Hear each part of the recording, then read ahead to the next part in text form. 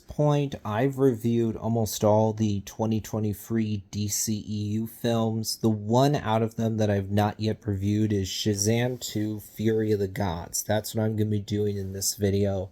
I didn't end up seeing Shazam 2 in theaters. I saw it at home after the fact. And I think it's a great example of a fun but overly familiar comic book movie. I think this is one that's not hard to watch. It's pretty entertaining. I think that Zachary Levi still gives a good performance. I think most of the cast members here do a good job. I like expanding the mythology, bringing in more characters from Greek mythology. I think that makes sense if you're going to do a sequel.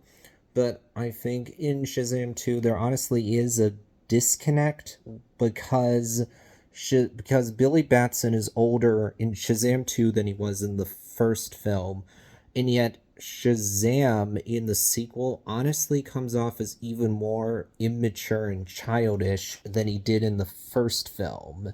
And that means that in the sequel, it feels like there's a big disconnect between the immature superhero Shazam versus the more mature the more mature person, Billy Batson.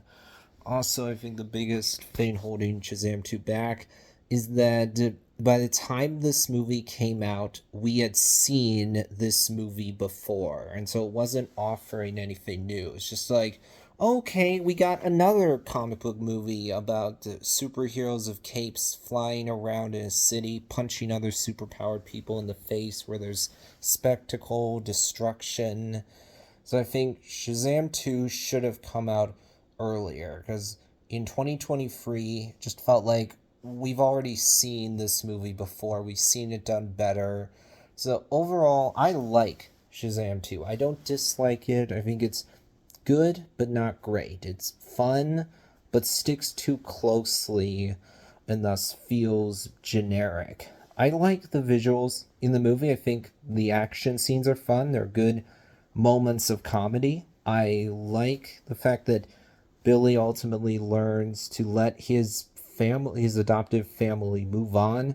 Because at the beginning, he's clearly insecure as a result of the fact that he didn't have a good upbringing. His mom, as it turns out, abandoned him. He didn't have a father in his life. So at first, he clearly doesn't want to let go of the people that have become family to him. But by the end of the movie, he learns to let them go. I think that's well done. I like that ultimately Billy does make a sacrifice for them. Yeah, he ends up coming back later, but I like that he makes the sacrifice.